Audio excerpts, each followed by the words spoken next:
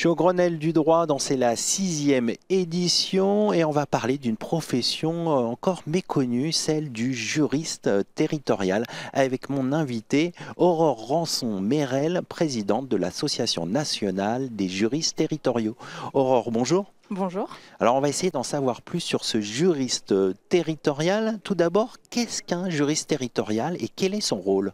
Alors, un juriste territorial, comme son nom l'indique, c'est un juriste qui travaille majoritairement dans les collectivités territoriales, donc que ce soit les communes, les départements, les régions et tout ce qui est syndicats intercommunaux, établissements publics territoriaux. Voilà.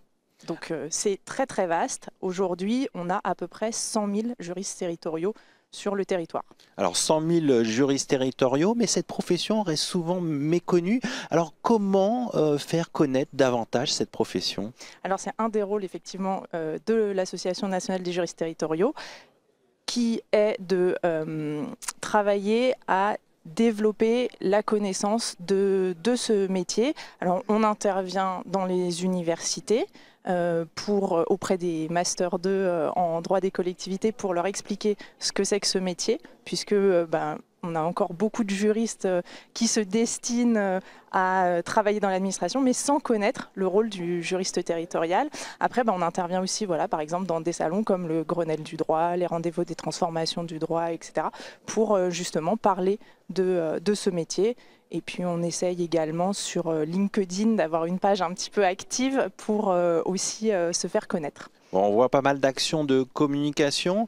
Si on en vient plus aux missions du juriste territorial, est-ce qu'il intervient dans les décisions stratégiques des collectivités ou comment faire pour améliorer justement sa présence dans des décisions stratégiques? Alors, c'est justement un des sujets que l'on porte au sein de la NJT, c'est le fait de dire que oui, le juriste territorial est pleinement acteur des décisions qui vont être prises par les collectivités et n'est pas dans un rôle de censeur, mais dans un rôle d'accompagnant de toutes les actions. Donc on va être un service ressource pour l'ensemble des services opérationnels des différentes collectivités, donc que ce soit le service urbanisme, le service marché public, les services techniques, les services petite enfance, vie associative, etc. Et donc, le juriste a pour rôle de vérifier la validité juridique des actions qui sont proposées par les services opérationnels et, le cas échéant, c'est ce qui est aujourd'hui le rôle principal, c'est d'évaluer les risques à mettre en place ces actions et éventuellement de proposer des solutions alternatives pour répondre aux besoins des administrés. Alors on connaît mieux maintenant les missions du juriste territorial. On va s'intéresser aussi à la formation. C'est un aspect très important de ce Grenelle du droit.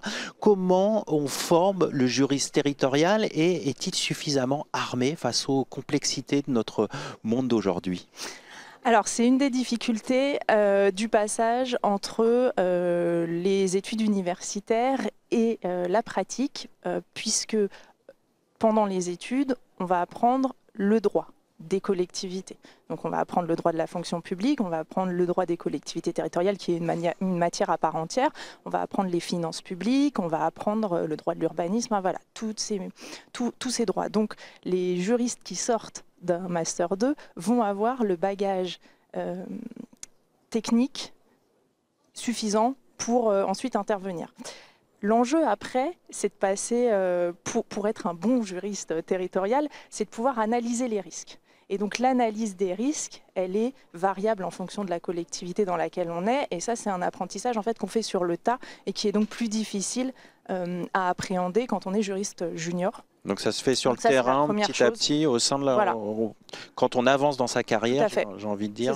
C'est ça. On va voir en fonction du tribunal dans le ressort duquel on est, il va y avoir des décisions qui vont être plus ou moins risquées en fonction des administrés et des contentieux qu'ils sont susceptibles de faire. Il va y avoir des décisions pareilles qui vont être plus ou moins sujettes à contentieux.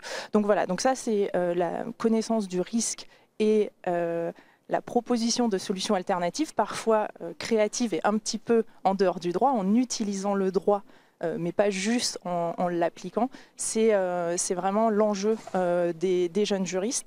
Et l'autre vraiment enjeu important, c'est aussi d'arriver à parler à des non-juristes. Parce que quand on est juriste en collectivité territoriale, on s'adresse principalement à nos collègues qui ne connaissent pas forcément le droit. Et donc là aussi, il y a un très gros travail.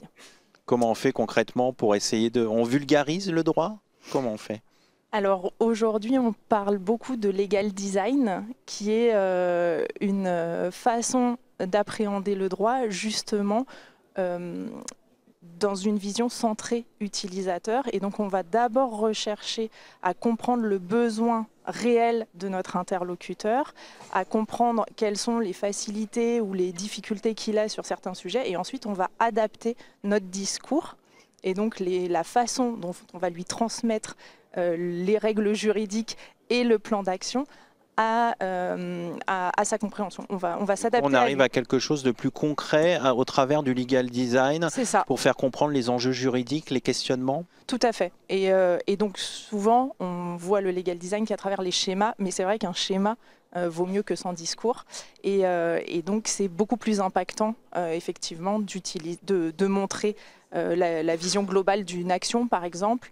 Et donc le legal design inclut dans les notes juridiques des techniques de communication comme le double encodage où on a des images et du texte, etc. Donc, voilà.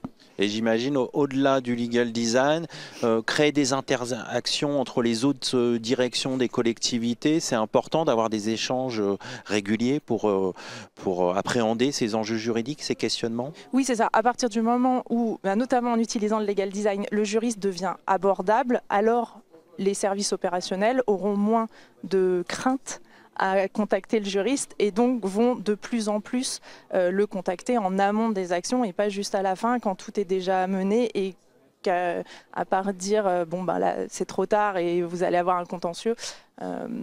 Voilà, donc c'est ça qui est intéressant et au sein de la NJT on milite aussi un petit peu pour que les on milite plutôt, mais on veut être entendu sur le fait que avoir un juriste au sein de la direction générale et donc proche vraiment de l'instance de décision et donc au courant dès l'embryon des actions, c'est vraiment le meilleur. C'est important pour être au cœur des décisions et comprendre après les questionnements juridiques des directions, de la direction, de la collectivité. En amont.